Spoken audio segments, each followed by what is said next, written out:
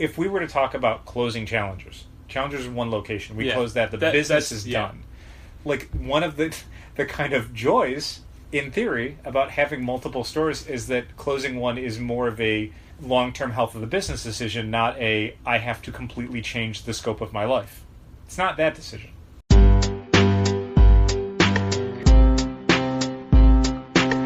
Come on and visit for any occasion. Don't keep patting down waiting. Comics and conversation. Keep the conversation moving along. Keep reading comics, keep your local store strong. If it's hard, then it's a job for the challengers.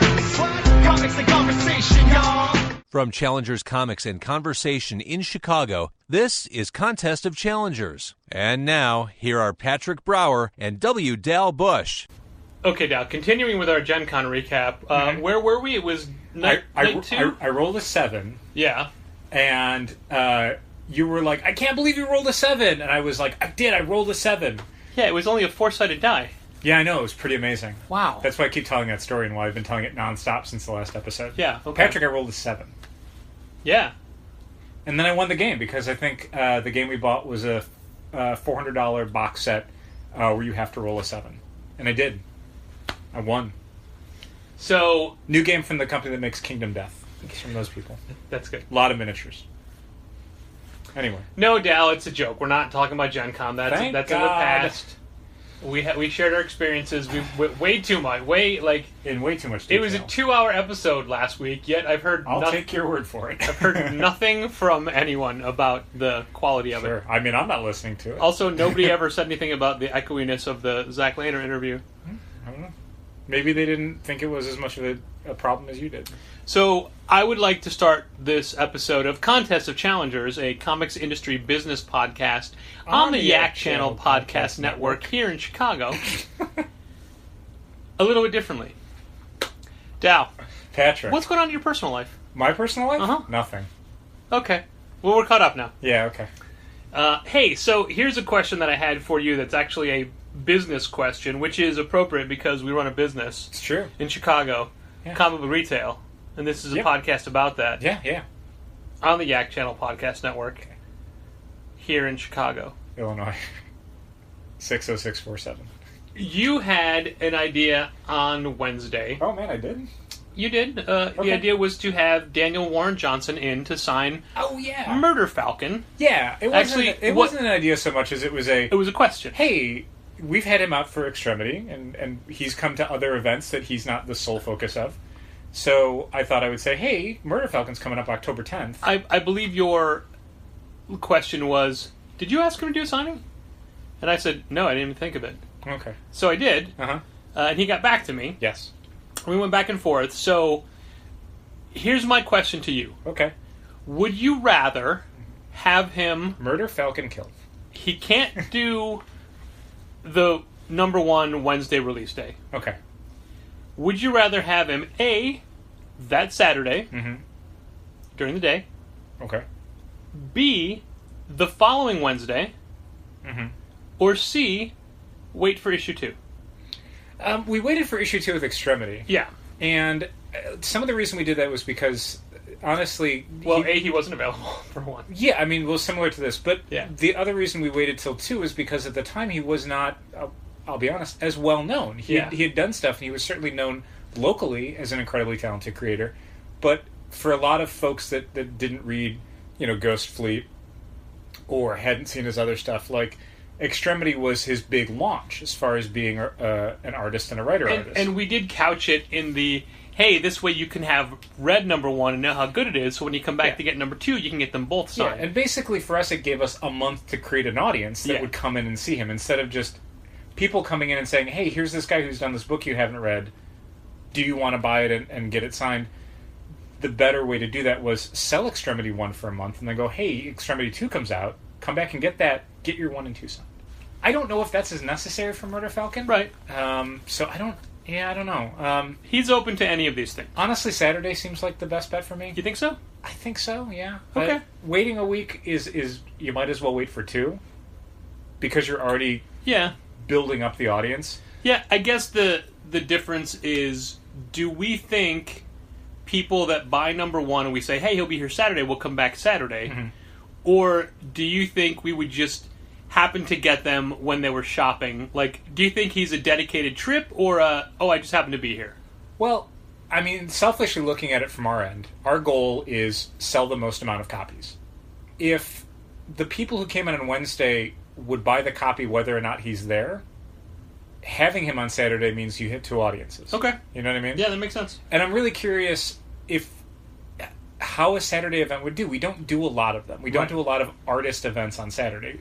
We've done, Free Comic Book Days and Batman Days and stuff like that, but we've not really done a lot of signings on Saturday. And in theory, that's a better time to do it because people aren't working, so they can come out easier.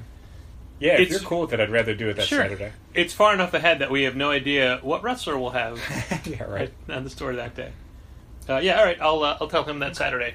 I just thought it would be neat to talk about it now, so it'd be a decision that is made live, if you will. Yeah, and I mean, I don't know that it's an easy choice. It's definitely one that you could make a case for a few different ways. You can make a case for all 3 of them. Yeah, but I think that Saturday, would probably be the most effective. And honestly, it was very much a, no, you hang up first kind of email chain. Sure. Because it was, hey, do you want to do something? And he's like, I can't do this day. What else would work? I'm like, well, we could do this or this. Either of those sound great. Which would you prefer? I prefer whatever one you pick. Like, okay. I mean, it wasn't quite that back and forth, but it was very much like anything. Because I think you saw my first response was, we will do any and all DWJ events that you want. Yeah, he's a great talent, but he's a great guy. He really is. He's a super nice guy. And I like having him at the store. Yeah, agreed. And he was on a recent episode of Off Panel. Didn't mention us, so there's that. But I think that's what you're looking for in most podcasts you listen to. Is is the guest at least going to mention us or thank us? No. Okay. Well, or host. Or host. I mean, if you narrow it down to David Harper Off Panel, John Suntress and Word Balloon, Marty and Sarah from Marty and Sarah Love Wrestling, Corey Cassoni. Corey Cassoni from Surviving Creativity. The occasional Colt Cabana from The Art of Wrestling. Did you know that there's a Good Place podcast? Yes, and it's hosted by Mark Evan Jackson? I do, yeah. I know this. I just found this out yesterday, because there was the AV Club had posted a clip with Megan Amram and Jamila Jamil, and it was specifically about Megan Amram's addiction to food puns, and how usually they would need to do just like a few for an episode, and she would do like 40 of them. And just them goofing on her and reading some of their favorite ones out, and also trying to understand, like, why are you doing this? It was cute. And it definitely made me realize, oh, God, there's, like, 15 of these episodes. Yeah. And because they've done 2 Michael Schur's, they've done... Yeah, it's with cast and crew. Yeah. So they've done ones with, like, the costume director. Forgive me, I don't remember his actual name, but the Chidi episode was all about philosophy. Oh, cool. Yeah. Yeah, his name escapes me at the moment. Well, you knew who I meant. He's another guy that's got like 3 names. He's another 3-name guy, I think. Yeah, it's a fun show.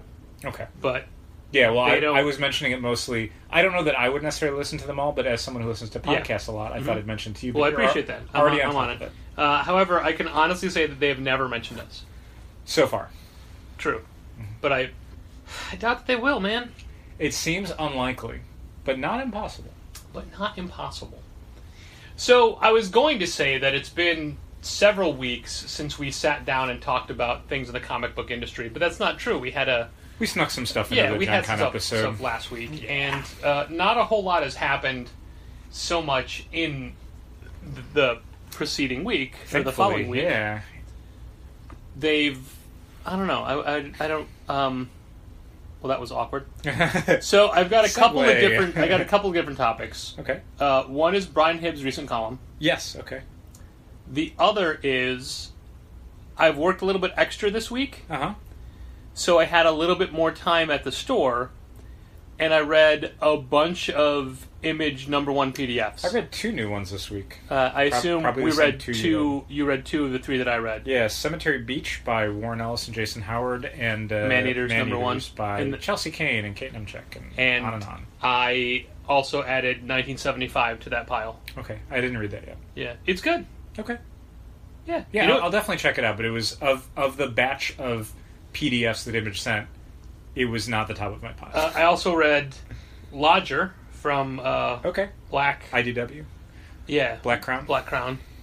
I had to keep coming back to it because I had to stop because I was working. Sure. I gotta say, I do not understand it. Okay. I think there's a supernatural element I'm missing. Maybe. And I love Stray Bullets. Yeah, that's why I figured you'd get to that one. But it didn't... I need to think about it, but I needed to flip back and look at other pages, which is not conducive when reading a PDF. Hard to do on a screen, for sure. But I'm still excited for the book, and how in God's name can he do that and Stray Bullets monthly? He likes drawing comics, and that's the trick for really prolific people, is they genuinely like doing it. Like, it's a job, but it's a job that they really adore. They'd be doing it even if they weren't getting paid for it. Okay. I think. I mean, that's my read on guys like Lapham. So let's go over these books. Okay. I want to start with Man-Eaters. Okay. I really liked it. What did you like about it? Let's talk about the art is great. Okay. The art is good. It's a very tongue-in-cheek, funny book, but it's not a funny premise. Yeah, I mean, it's satirical. It's a little bit more satirical than, like, Bitch Planet turned out. Sure. There's some Bitch Planet references. Yeah.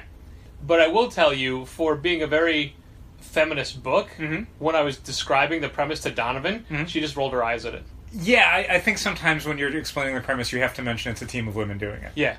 Otherwise, there's a way of explaining a story where it's like, is this a diversity in comics guy? Yeah. Yeah, because basically, because of a cat outbreak, the government has been adding chemicals to the water to stop women from menstruating. Because when women menstruate, they become turn into horrible cat monsters. And they attack men and boys. But the government's correction to this is not 100% guaranteed. Yeah. So some women are still turning into cat monsters. Or perhaps turning into cat monsters because of the government's protection of this. It's correction of this. A goofy premise on a lot of levels. Yeah. Not least of which is that there is a team of hunters that take down the cat women, and the acronym for their group is SCAT. So, I mean, that's kind of, that's the book we're dealing with. Yeah.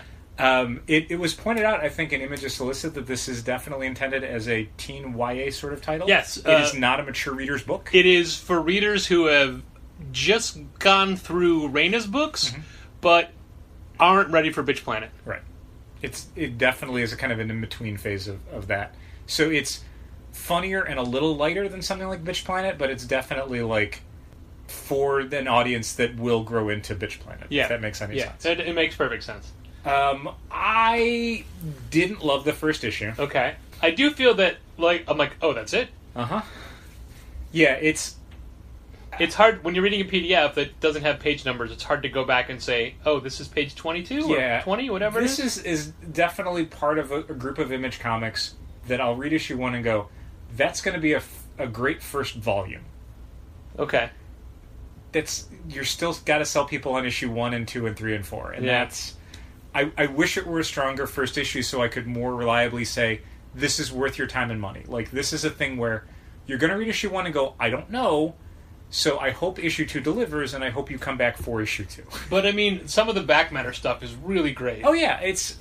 They put a lot into the world and the world building. All of the possible forms of pain you could feel? I skimmed it a little. When you if you are a man, and it's only a man, that has been attacked by a cat, and there's a form you fill out, and there's a little silhouette of a man front and back that you point out where you're hurt. Also, that shape of the man made me think that it's not necessarily younger reader friendly, because it's very visible that it's a man. It's fine. By that point, they've had health class. But all of the breakdowns of the kind of pain, pretty great. Yeah, there's the production elements are really high on the book. The ad on the back is very Bitch Planet-y. Yeah. The credits alone. The credits and the back matter. I mean, all of it is very... The team has put a lot of work into it. And I like the art, and I like the premise. I just... In the first issue, I don't know that they put their best foot forward, I guess is what I'll say. The premise is there, and the characters are interesting. But I like the voice of the main character, and I like how the narration is done through fun little pictograms. I guess it's tough to talk about it too much because I don't want to give stuff away. Right. But I felt like... Yeah, we're stored out. People have to buy things. One of the problems I had with it was that I felt like the main character was, at least in the first issue, very incidental to the plot. Somebody who's giving you, like, exposition, but also is not involved in the story yet. Do you know what I mean? So that made it difficult to... The fact that she's the narrator convinced me that she has a major role to play. She does, and the end of the book yeah. basically makes that abundantly clear, which was why I felt like I was reading issue 0 more than I was reading issue 1. Do you know what I mean? I guess I do, but I did not see it that way. That was kind of the main issue I had with it, was I either needed it to be 15 pages longer, or I needed this to be a prelude more than it was the first issue. I mean, they're definitely trying to prey on the Bitch Planet model. Oh, yeah. Because they have a phrase, they have a symbol. Yeah. You know, they have their non-compliance. Yeah, I think there's definitely a fan base out there that's going to key into it immediately and feel very strongly about the book. I wanted to be that fan. It didn't click for me yet. I'm not saying I'm done with it. I'm not saying it's not worth your time and money. I'm just saying I wanted to... This didn't deliver for me in issue 1 the way I wanted it to. On top of getting the PDF, we got a little kit in the mail from them this week. They did. They went overboard. They did. It contained a poster, like a comic-sized poster, that put up in the front door that says, "This shop is girl and women friendly." Mm-hmm. And we had somebody comment on it today. Neat. And they said that, "I love that it's up. I love that it exists. I hate that it has to be said." Yeah, right? I'm like, I get it. I'm like, really, I put it up more as a advertisement for the book, sure. Even though it doesn't mention the book anywhere on it, and it's up to us to say it. But it's a good message, too, though. Sure. And they sent us their symbol. Their symbol is basically like a circle with cat ears. Mm-hmm. Like little cat ears you'd wear on a headband for your head. Sure. In a ring. Like a metallic ring? Yeah, not a pewter ring, but like an onyx ring kind of thing. Exactly my size. Yeah, it was pretty nice awesome. Of them. And I'm surprised that they're sending out rings that big for a book that you would assume has a more female fan base. Not entirely, but more. A more petite ring size would maybe not be a surprise, but, you know. Yeah, because honestly... People come in all sizes. Normally I would feel bad keeping something like this because it's, you know, hopefully meant to drive interest in the book, but it's working because I'm wearing it. I wore it today. Mm-hmm. I like it. Yeah. It also looks like a Batman ring almost. You're definitely going to order more copies of the book now. Yeah, so... I mean, it works out. I'm going to pitch that book. Sure. No, I will too. I think there's a lot of women out there, especially at a time where Bitch Planet hasn't come out for a long time and doesn't look to be coming out for a long time. Yeah. That we sent an email to everyone who is subscribed to Bitch Planet to go, hey, maybe take a look at Maneater. Like, Maneaters is a book that's definitely trying to work in that space. There really isn't anything else like it. So if you need to get that Bitch Planet fix, this is the book for you. I tweeted about it yesterday, and I tagged everybody except... it's difficult because they list the creators, but they don't tell you who does what. Sure. Like, Joe Caramagna is one of them. Okay, he's letterer. We can figure that out. Usually what he does. Yeah. But there are three... Like, Chelsea Kane considers three major contributors to that book. Mm-hmm. Her, Kate Nemechek, and another woman who is not on Twitter. Sure. Leah... I'm getting her name wrong. I'm sorry. I apologize. I don't have anything in front of me.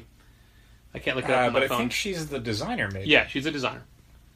So, like, they get equal credit, but I... And as they should. But I also... The design of that book is great. Also tagged Rochelle Rosenberg and Joe Caramagna. And Joe Caramagna was the only person to acknowledge it. And even I tagged Image as well. Sure. And, you don't do that for credit or recognition. You do it because hopefully some of your fan base will look at it and say, I want this. Yeah. Hopefully. And I want to get it from you. Hopefully. But that also helps spread the word a little bit if they bring it around. I mean, the book's not out for another 3 weeks, so it's going to be a little while. Yeah. I think it's like the last week of September, actually.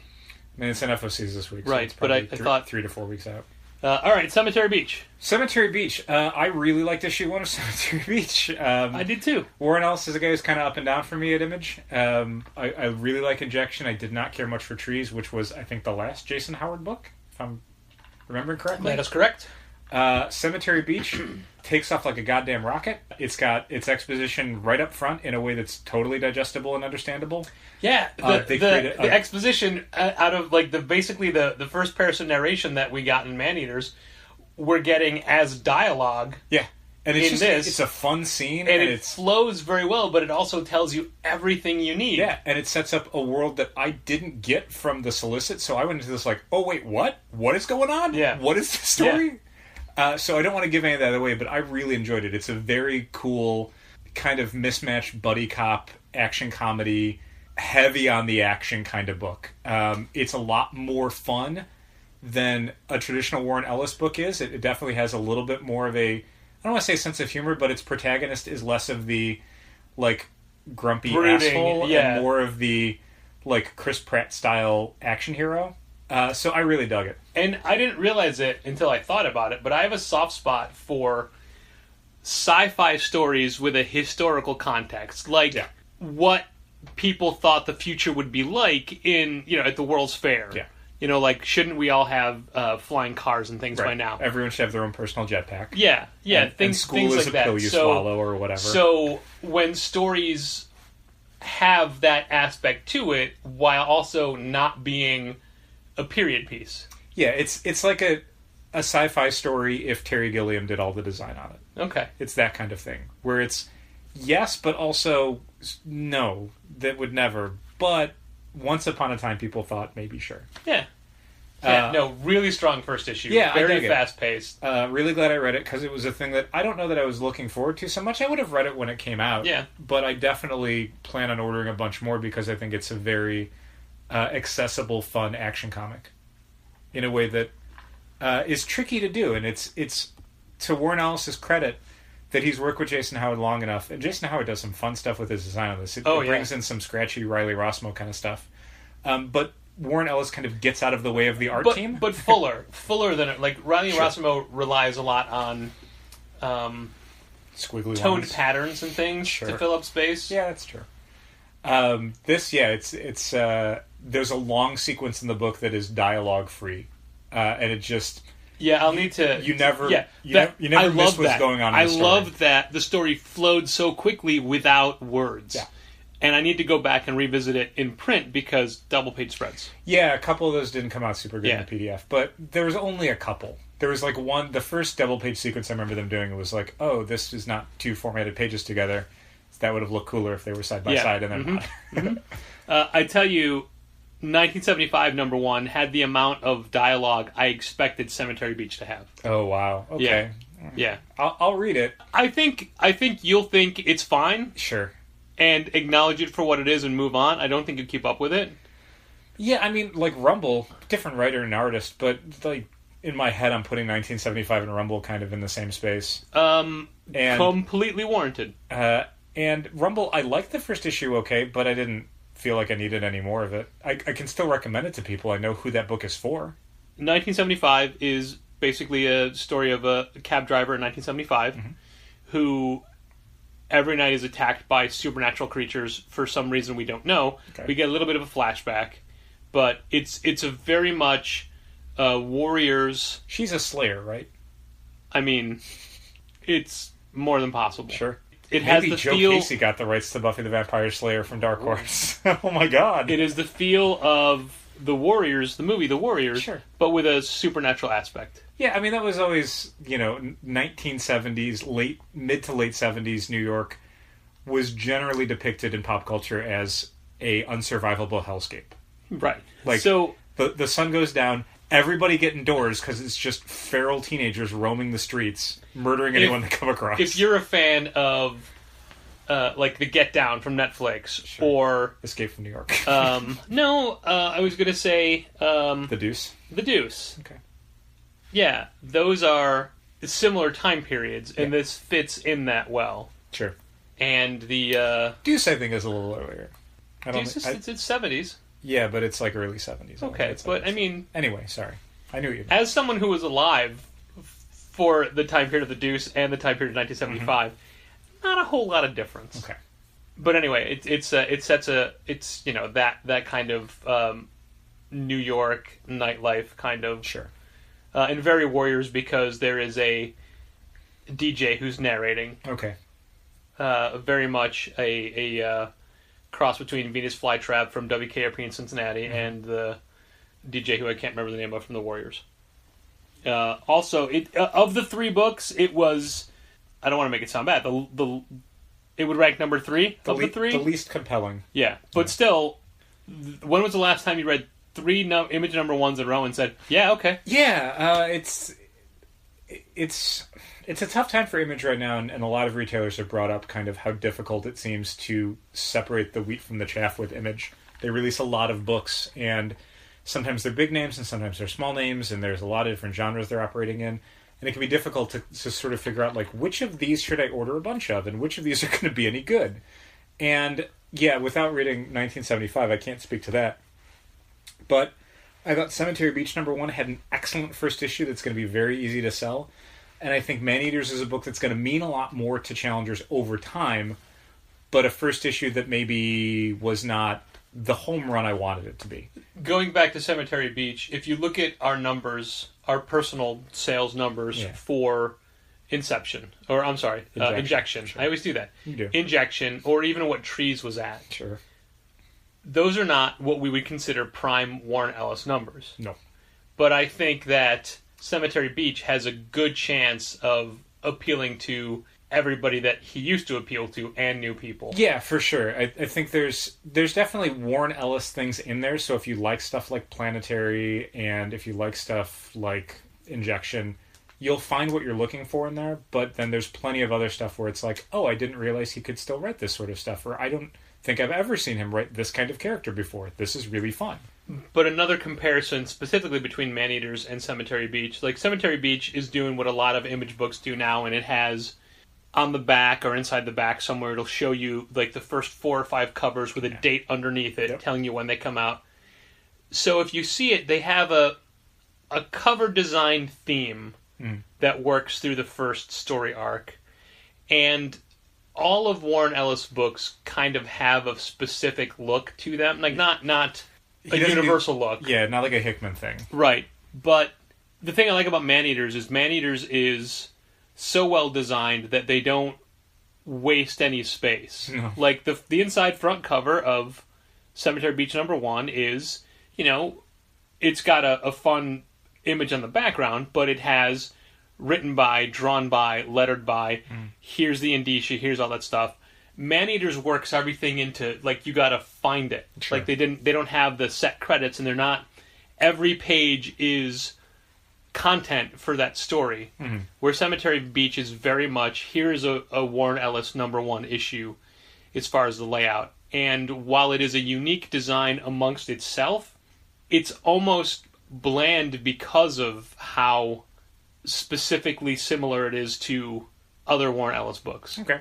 Do you see what I'm saying? I do. You may not agree with it, but... I see what you're saying, though. I mean, I don't think it's a disservice, but from the inside front cover, both the two of those books, I'm like, oh, this is a vast difference. Sure. And I would hope that a Warren Ellis book would have a little bit more of an immediate grab, which the story absolutely does. Sure. Yeah. I do think that there'll be plenty of people who like Cemetery Beach over Maneaters. Yeah, the final thing I have to say on it is just that I think that Cemetery Beach is going to do not better, but well for us in single issues, while Maneaters is a book that's going to do great for us in trade. Let's hope. Yeah. I definitely think, I don't want to say the audience is more there for that, but I think potentially getting the first 5 issues in one thing will smooth over some of the rough spots I think Maneaters has. So I also read Crowded #1 this week. Yes. I liked it. Okay. Did you not read it? Did you read it? I did read it. You didn't like it? I didn't care for the art, and the story, it's fine. I mean, the story is very app-based. Yeah.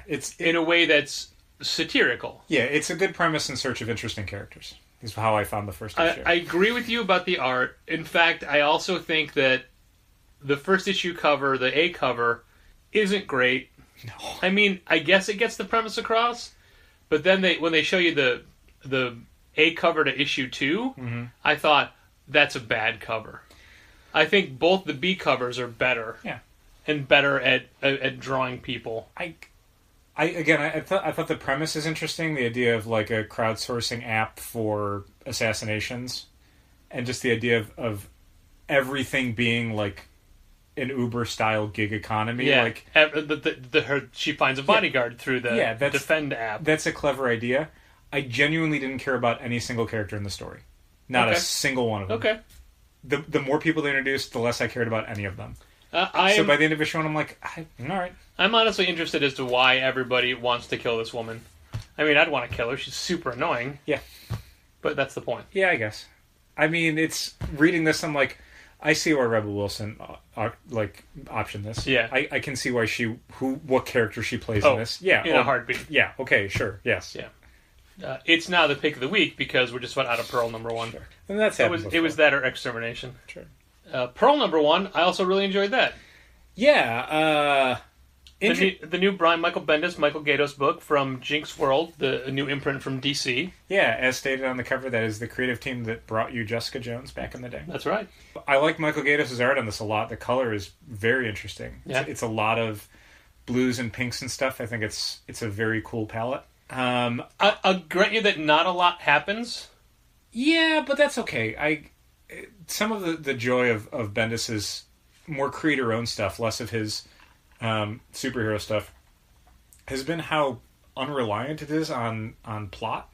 How it just kind of luxuriates in, Mamet-style dialogue, two people in a scene together, trying to get stuff out of each other. Like, that kind of stuff is such a Bendis style of telling a story that it doesn't work really well when two of the characters are like Iron Man and Whiplash, but it works well when it's, a mobster and an assassin. Like that, putting it in that context, it works great. You try and apply it to the new Avengers and you're just like, Jesus Christ, none of these are the characters that I've spent 30 years reading about. So I like Pearl for the same reason that I've disliked a lot of his more recent Marvel stuff. I don't have a take on this, but I remember reading it and thinking, is it weird that he's doing a lot of Asian characters? Like, are people gonna care about doing a story about the Yakuza or whatever? Like, is there anything in there that people on the internet are gonna have a problem with? I mean, probably. Yeah, it didn't bother me, but I don't have a horse in this race, so to speak. I mean, I gotta tell you, I had that exact same thought over 1975 with Joe Casey writing basically an all-black cast. Sure. I mean, specifically because of Pearl, with it being like Japanese culture as identified through the mafia. I'm just like, is it cool that Bendis is telling this story? Wait, is Michael Gaydos not Japanese? I have no idea. Okay. But it was that was a joke. I don't know for sure, but I'm pretty sure he's not or never been Japanese. So yeah, I enjoyed Pearl. I thought it was a solid Bendis crime comic. I like that it's not overboard with its weird premise. There's certainly been a few Bendis books that he's got too big an idea for his style of writing. I do have some questions about the story, but that this isn't the place for it because people haven't read it yet. No. I also like that you get a bonus extra story at the back. Sure. The first ever Brian Michael Bendis and Michael Gaydos DC Comics work from Batman Chronicles number 21. Yeah, Citizen Wayne. Yeah, it wasn't very good. No, it wasn't back then either. But I like that they're like, he's like, I want to give this as because it didn't cost extra to get that. It was just a 4-page backup. And I can see DC wanting to reprint it in some way for fans that weren't around back then. It was Bendis' idea. He's like, I want to put this in, and DC said, okay, but let's remaster it. Yeah. And he said, no. Which let's see exactly how it was. They absolutely should have relettered it.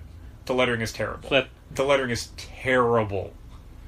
That they should have fixed. How dare you? Sorry.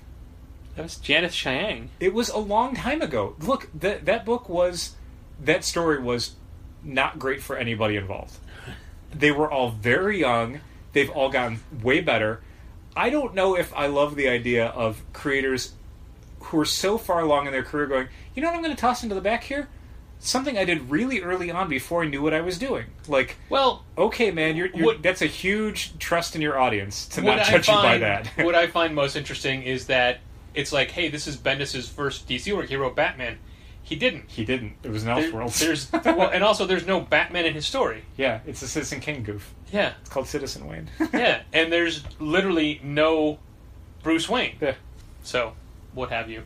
I'm a little worried the fact that he's doing monthly Action, monthly Superman, Pearl, Cover, Scarlet, United States of Murder, right. And all of these are new arcs. They're not reprints. Yeah.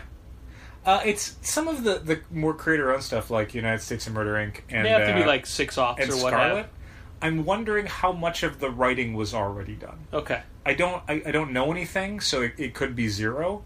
But it's entirely possible that at least some issues were written, even if the whole arc wasn't done, that could expedite, like, now that a company is paying someone to draw it, it's easier to get that going. Have they announced any more Brilliant? It'd be difficult to do with Mark Bagley at a different company. I'm just saying, I wouldn't be surprised. Mark Bagley has worked at DC before. Yeah, I'm not saying it's impossible, but currently, I mean, he's doing Deadpool Assassins, so I don't think new issues of Brilliant are coming out in 2018. Deadpool Assassin's a mini. Yeah, but he's working on it right now. Because then he's moving over to Venom First Host. Oh, that's right. Well, Bagley can do 2 books a month. He's done it before. Another big deal Marvel book coming out is Web of Venom, The Rebirth of Carnage. Yeah, I don't care. Oh, no. Dow, do you understand how big of a deal it is? You know who they have doing the cover? No. The definitive Carnage artist, Kyle Hotz. Cool. Or Holtz. Holtz? Kyle Holtz. That guy. I don't care about Carnage. No. You know why, Patrick? I'm not 12 years old. So that's actually more... He's like Venom, but he murders people even more. Even more. Anyway. What if Spider-Man murdered people? He did Venom. What if Venom murdered other people? He's like an evil Venom. What about Toxin and all those other... The Joker, but he's a Batman. Okay, great. What if it's like Carnage, but he's Spider-Man? Take it full circle. So that's a lot of comic book talk. It's true. But it's great that comic books can still excite us, you know? Oh, for sure, yeah. I'll be honest, I've been very lax in reading PDFs. There's a lot of stuff that we get sent that I've just been like... Yeah, we've talked about that. I'm like, yeah, exactly, I can wait. But these are books, I'm like, all right. Yeah, Man-Eaters I definitely wanted to read, and Cemetery Beach being on the same email, I'm like, oh, I'll grab that too. And I read them both and went, oh man, I'm so glad I read both these books. Right? I also learned, I'm really digging the final Buffy story from Dark Horse. What, as 2 more? Well, 2 more. 3 comes out this upcoming week. Okay. As we've learned, Fox has pulled the license from Dark Horse. Yeah, after having it for, like 20 years. And no joke, like 20 years. We already know that Boom is doing the new Firefly comics. Yep. And Fox also has a very minority stake in Boom. Yeah. So you had even said, I bet Buffy ends up there. Wouldn't surprise me. But this final story arc, which is, I like it because it has everybody from every show. Yeah. But I'm just like, wow, it's only 4 issues. It's so weird.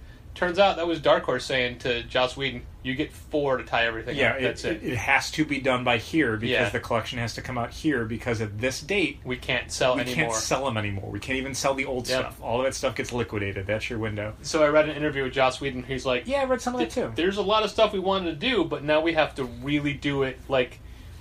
Drop something in this panel, drop something in this panel, drop something... Like, we can't address things. We just have to... call him out quickly. I just like the idea that this guy, who at this point in his career could completely just kind of wash his hands of the comics publications and do TV stuff, do movies, do whatever he wants, was like, no, it's important that we give this story an ending. An end. Yeah. Even if it's 4 issues, like, we're going to give it an ending. And that's cool. Like, I think it's very nice for the fans that have stuck with it this long. I admit I'm in kind of a Buffy renaissance because I am rewatching Angel. Mm-hmm. I just finished season 2 this morning. By the way, what I remember happening in the season finale, not at all what happened. I think I mentioned that this morning. You did, yeah.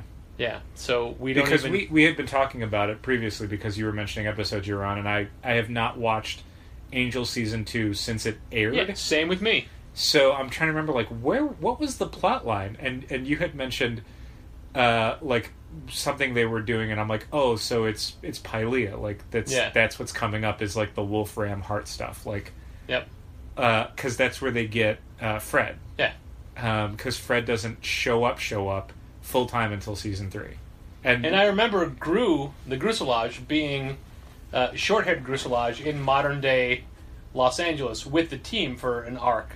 For a little bit, before he realizes that Cordelia's not really in love with him. Yeah. Spoiler.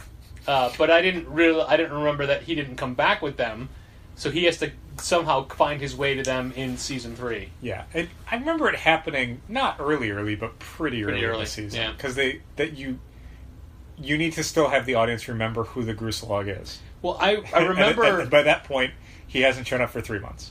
So, asking a lot. I thought season 2 ended with the reveal that Darla was pregnant.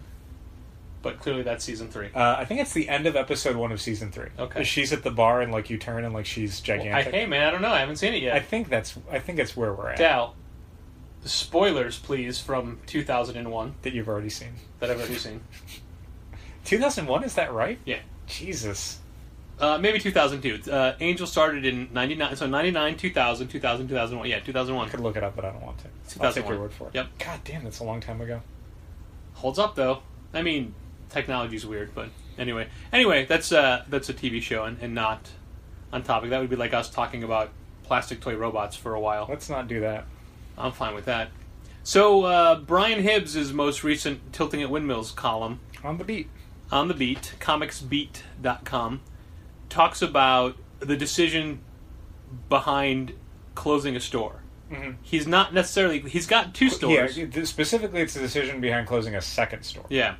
A store that he bought from someone. My mind is key because, like, if we were to talk about closing Challengers is one location. We close that. The business is done.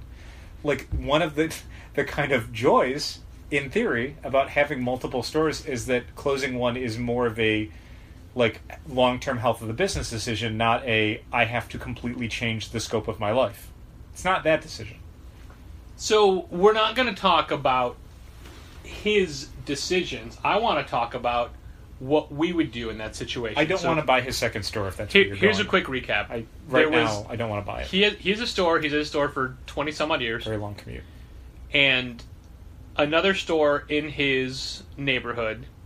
It's in San Francisco. Yeah, was going to close. And he talked about the distance when he was on our podcast earlier this year. And it was like, I don't know, 3 miles or something? No, the whole city is not as big as Chicago. Sure, but I mean, speaking as someone who lives in the city, 3 miles in a city is not 3 miles in the suburbs. I may be wrong. I remember... without putting a number on it specifically, like, a distance that in the suburbs or in a rural area seems like, Jesus, it's right next door. If it's 3 miles away in Chicago, for example, just using the number, it might as well be in Indiana.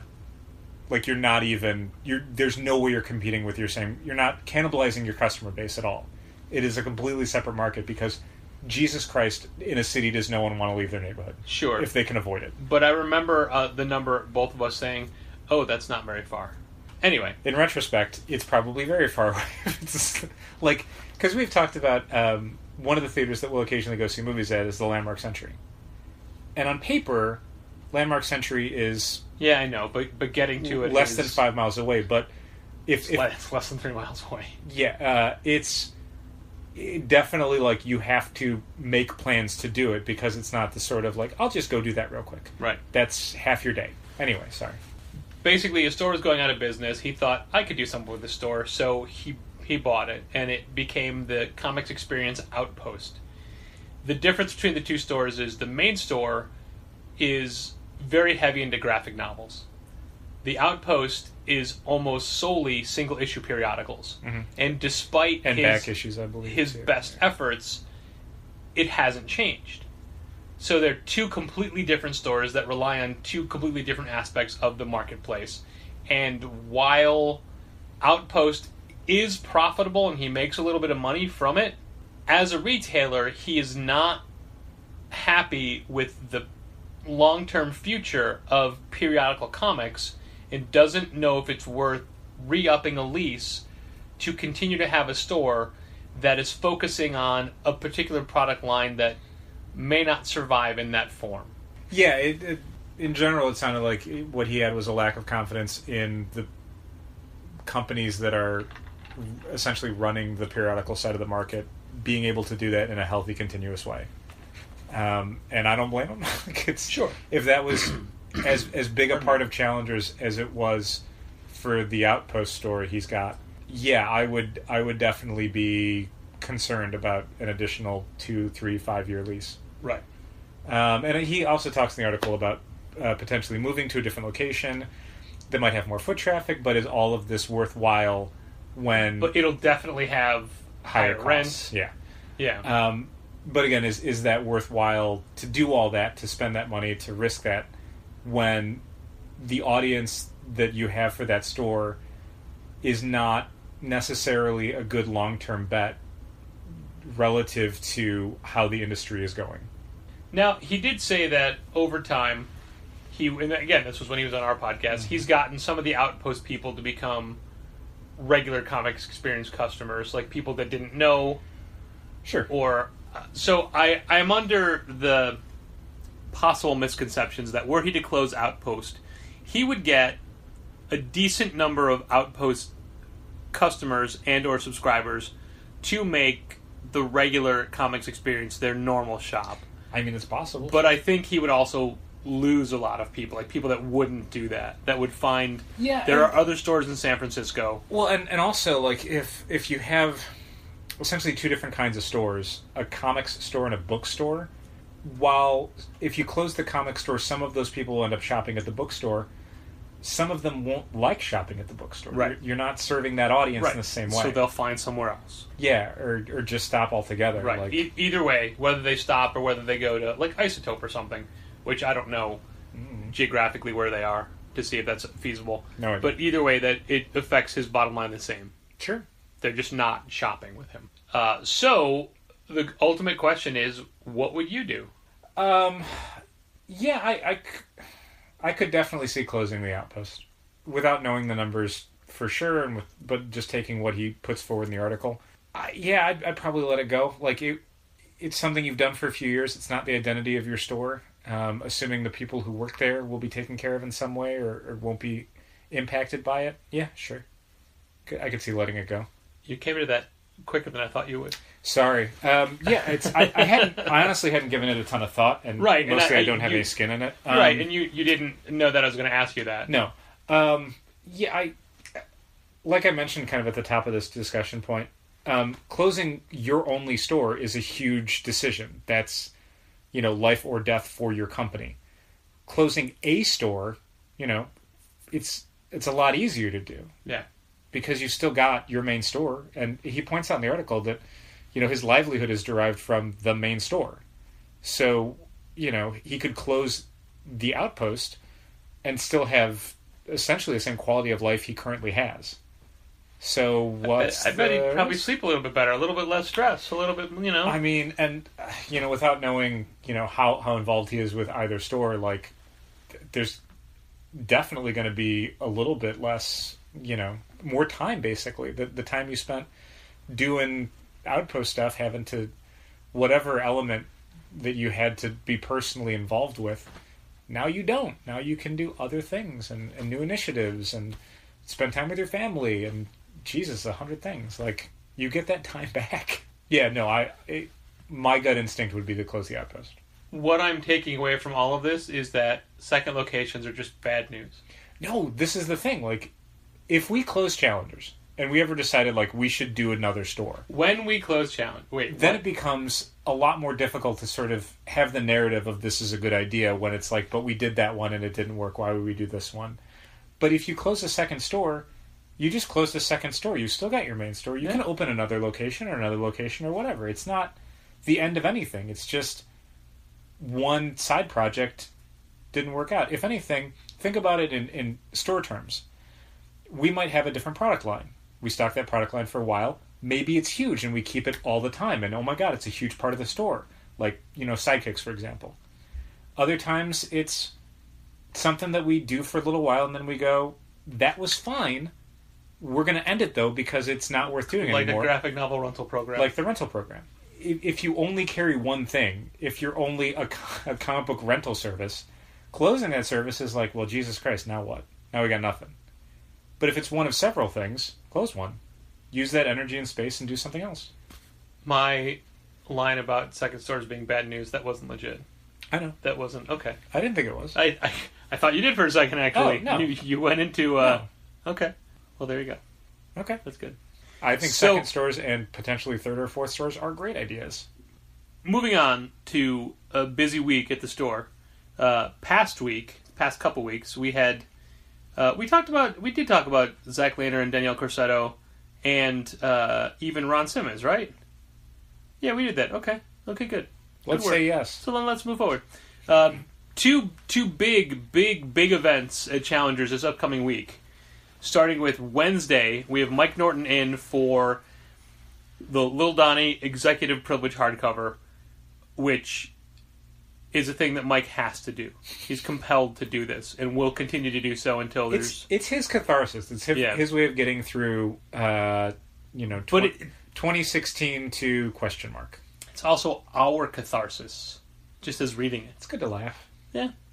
So Mike will be signing the book from 5 to 7, and then from 7 o'clock till 8 o'clock or so, he will be joined by John Suntress from the aforementioned Word Balloon podcast, and they'll be doing a live Q&A recording. Also... They better mention you and the store on that one, at least. Right. And you. Yeah. And also Twitch and or Facebook Live. Oh, really? Johnny called yesterday from Terrificon at the Mohegan Sun to ask if it's okay to do that, and he wanted to make sure that's cool. He's not stepping on our live streaming toes. I'm like, we were going to live stream. We don't do that. Yeah. So he will be definitely doing those things. And I said, like, I wouldn't want to live stream it because I know you're recording it for an episode of the podcast. I don't want, like, to take money out of your pocket or however that whatever phrase would work for the podcasting. He's like, no, I'll do both. Okay. Yeah, that's fine. And in keeping with Mike Norton being at the store, who is from 4 Star Studios, 2 days later, Friday the 24th of August, Ryan Browne will be joining us for the world premiere release party for his brand new original kickstarted graphic novel featuring the entire God Hates Astronauts cast. It is 2D Cowboys. God Hates Astronauts proudly presents 2D Cowboys, 3D Cowboys, 2D Spectacular. There's a lot of D's in this. There are. 3D Cowboys, 2D Spectacular, which is an anthology written entirely by Ryan, drawn by Ryan and a bunch of industry greats. Yeah, incredibly talented artists all over it. Friends of Ryan Browne. And this is an original thing that we will have debuting in the store on Friday, and that is from 7 p.m. until 10 p.m. And then there is a after party at Logan Arcade from 10 p.m. on. So 2 Chicago-centric events this week. I know that they're only 2 days apart, but to me they are both great. I'm going to both. So am I. It's the kind of thing where I have a lot going on the next week. Yeah. And like these 2 things are both extra time. Totally worth it. Yeah, I think so. Totally worth it. So I'm very excited for those things. And I like that they're with 2 of our most ardent supporters and 2 creators that we're also huge fans of. Yeah, good people. It's funny how that Mike works Norton out, you know? And Ryan Browne and John Suntress and all of their friends and family. Yeah. All good people. Yeah. So, in passing, is there any other comical book topics that you that have come to your mind this week? Like, did you want to talk more about Uncanny X-Men, Disassemble, or X-Men really. Black? I read something somewhere about people angry about J. Scott Campbell covers. Don't care. Yeah, I mean, at this point, you know what you're going to get with it. Yeah. J. Scott Campbell. Yeah. I mean, they're not great. Finally, a sexy Mojo. You are really against Mojo. The whole email about that book was like, your favorite X-Men villains, and Mojo. And Mojo. I'll be honest with you, that was purely for joke construction. Okay. I don't have anything against Mojo. Mojo was involved in the creation of the X-Babies, which are probably the greatest concept in X-Men franchise history. It was mostly because there's 5 villains, and Mojo is certainly the least prominent villain for the 5 they're doing. I think beating him out for the X-Men Black were Magneto, Emma Frost, Mystique, and Juggernaut. So Mojo, definitely the 5th most popular villain of that lineup. Okay. So yeah, that was I don't have any animosity towards Mojo. It's purely for joke construction. Well, do you think you're gonna have any animosity towards the Extermination writers? I'm sorry, the X-Men. The Uncanny X-Men writers when they kill Honey Badger? They won't do that. Patrick, why would you say something like that? Because the three of them and Tom Taylor had a lengthy back and forth about this on Twitter. Can you give me a summary? Yes, I can. One of the X-writers, and I forget who, and to recap, they are Ed Brisson, Matthew Rosenberg, and Kelly Thompson. Yes.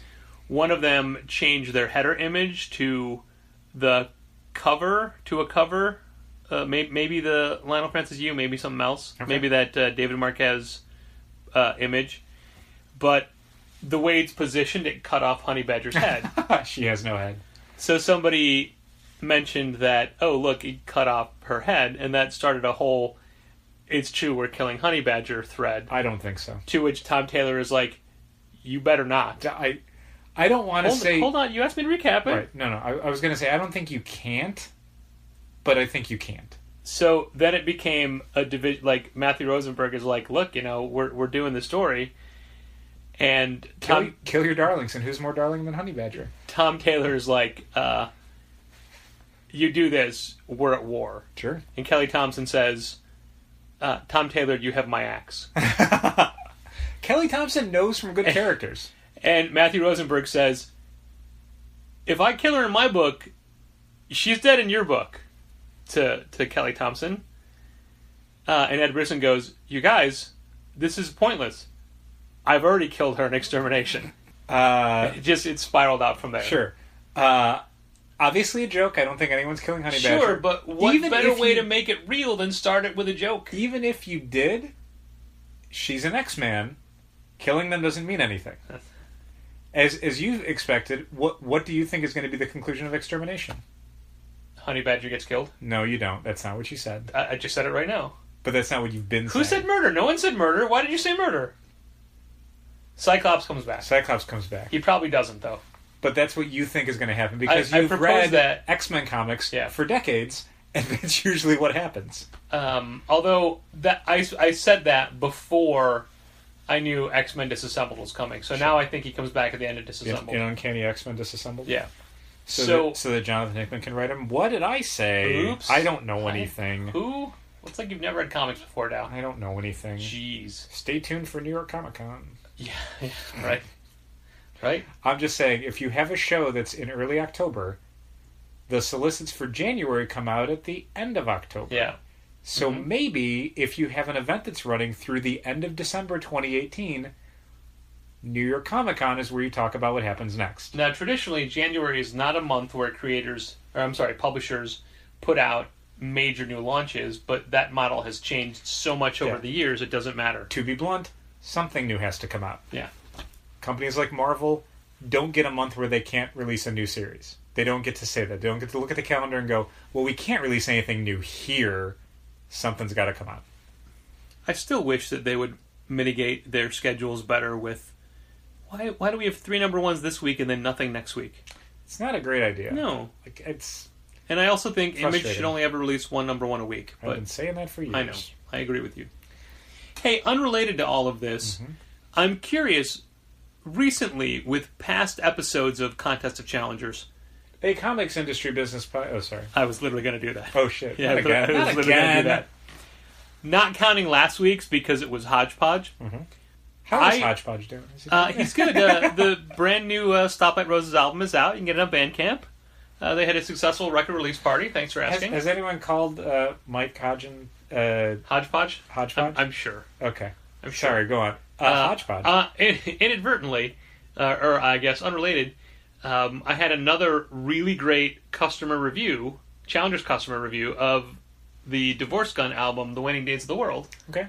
Today, Paul Odrobina really, really liked it. And I'm like, look, dude, did you just like it? Right? He's like, no. If I didn't like it, I wouldn't say anything. Sure. That's honestly, when people will volunteer that they like something, I really think they do because generally, like we've had people invite us to comedy things and stuff before, and we've been We don't say yes. We don't say we're definitely going. We don't say no, we're not going. We just kind of avoid talking about it. Or even if we do go and it wasn't great, you can get away with saying things, and I shouldn't say this because I'm giving away trade secrets. Oops. But you can say with things like, man, how much fun did you have on stage? Mm-hmm.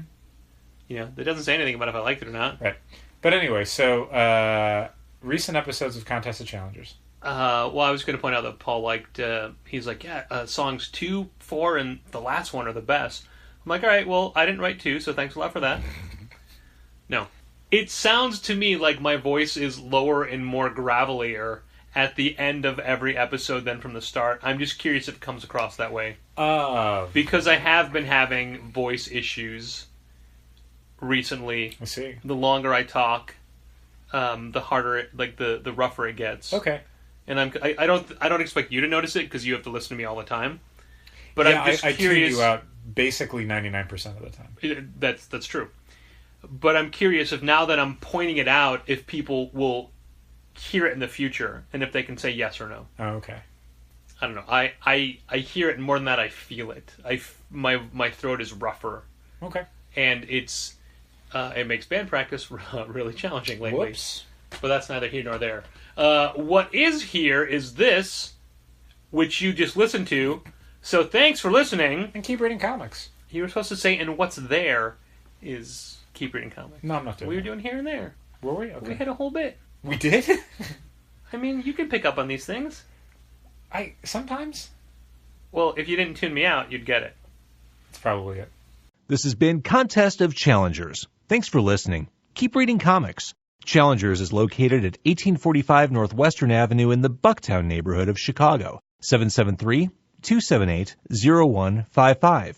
Keep up to date with new releases and events at challengerscomics.com. Like Challengers Comics on Facebook, follow @Challengers on Twitter, and help fund this podcast at patreon.com/challengers.